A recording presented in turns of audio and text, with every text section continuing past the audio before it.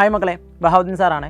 Retirement of A partner എന്ന് പറഞ്ഞ ചാപ്റ്ററിൽ 100% ഷുവർ ആയിട്ടും ചോദിക്കാൻ ചാൻസ് ഉള്ള ക്വസ്റ്റ്യൻ ആണ് എങ്ങനെയാണ് റിട്ടയർ ചെയ്യുന്ന പാർട്ട്ണറുടെ ടോട്ടൽ എമൗണ്ട് കാൽക്കുലേറ്റ് ചെയ്യുക എന്നുള്ള കാര്യം. സോ ഒരു പാർട്ട്ണർ റിട്ടയർ ചെയ്യുമ്പം അയാൾക്ക് എന്താണോ എമൗണ്ട് കൊടുക്കാനുള്ളത് ആ എമൗണ്ട് കണ്ടുപിടിക്കാൻ വേണ്ടി നമ്മൾ പ്രിപ്പയർ ചെയ്യുന്ന അക്കൗണ്ടിനെ വിളിക്കുന്ന പേരാണ് retiring partners capital account or deceased partners capital account. അതായത് ഡിസീസ്ഡ് പാർട്ട്ണർ എന്ന് ഉദ്ദേശിക്കുന്നത് ഒന്നെങ്കിൽ എന്തെങ്കിലും അപകടം ബാധിച്ച് മൂപ്പരാൾ പോകും, അതല്ലാന്നുണ്ടെങ്കിൽ മരണപ്പെട്ട് മൂപ്പരാൾ പോകും. പറഞ്ഞ കാര്യം ക്ലിയർ അല്ലേ? ആ മരണപ്പെട്ട് പോകുമ്പോഴാണ് ഡിസീസ്ഡ് പാർട്ട്ണർ എന്ന് വിളിക്കുക. പറഞ്ഞ കാര്യം ക്ലിയർ അല്ലേ? എന്നാൽ നേരെ മറിച്ച് നോർമലി സാധാരണ രീതിയിൽ റിട്ടയർ ചെയ്ത് പോവുകയാണെങ്കിൽ റിട്ടയറിംഗ് പാർട്ട്നേഴ്സ് ക്യാപിറ്റൽ അക്കൗണ്ട് എന്നുമായിരിക്കും അതിനെ വിളിക്കാം. വിച്ച് മീൻസ് രണ്ടും ഒരമ്മക്ക് വെച്ച് രണ്ട് മക്കളിന് രണ്ടും സെയിം ആണ്. ഇനി എങ്ങനെയാണ് deceased partners capital account prepare ചെയ്യുക, അല്ലെങ്കിൽ retiring partners capital account prepare ചെയ്യുമ്പോൾ എന്തൊക്കെയാണ് നമ്മൾ അതിലേക്ക് ആഡ് ചെയ്യേണ്ടത് എന്ന കാര്യമാണ് ഇന്നത്തെ വീഡിയോ നോക്കാൻ വേണ്ടി പോകുന്നത്. സോ ഫസ്റ്റ് ഓഫ് ഓൾ, ഒന്നാമതായി നമ്മൾ ക്യാപിറ്റൽ അക്കൗണ്ട് റെക്കോർഡ് ചെയ്യുന്നത് ഓപ്പണിംഗ് ക്യാപിറ്റൽ ആയിരിക്കണം. ഓക്കെ, രണ്ടാമതായി ജനറൽ റിസർവ്, മൂന്നാമതായി അക്യുമുലേറ്റഡ് പ്രോഫിറ്റ് അല്ലെങ്കിൽ അക്യുമുലേറ്റഡ് ലോസ്. ഓക്കെ അല്ലേ? അഞ്ചാമതായി എക്സിസ്റ്റിംഗ് ഗുഡ്വിൽ.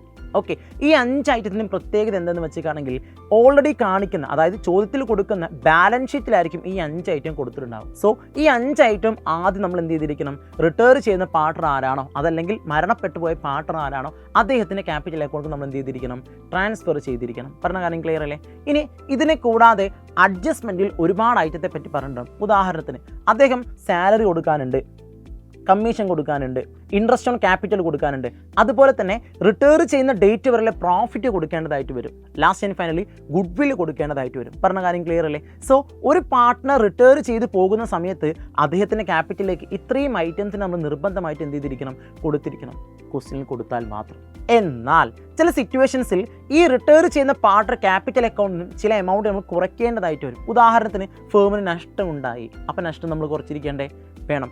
റീവാലുവേഷൻ ലോസ് ഉണ്ടായി, നമ്മൾ കുറച്ചിരിക്കണം. പറഞ്ഞ കാര്യം ക്ലിയർ അല്ലേ? അതിനെ കൂടാതെ ഫേമിൽ അദ്ദേഹത്തിന് ഡ്രോയിങ്സ് ഉണ്ട്, ഇൻട്രസ്റ്റ് ഓൺ ഡ്രോയിങ്സ് ഉണ്ട്. പറഞ്ഞ കാര്യം ക്ലിയർ അല്ലേ? സോ ഇത്തരം കാര്യങ്ങളുണ്ടെങ്കിൽ അദ്ദേഹത്തിൻ്റെ, അതായത് റിട്ടയർ ചെയ്യുന്ന പാർട്ട്ണർ ആരാണോ അദ്ദേഹത്തിൻ്റെ ക്യാപിറ്റൽ അക്കൗണ്ടിൽ നിന്നും കുറച്ചിരിക്കണം. പറഞ്ഞ കാര്യം ക്ലിയർ അല്ലേ?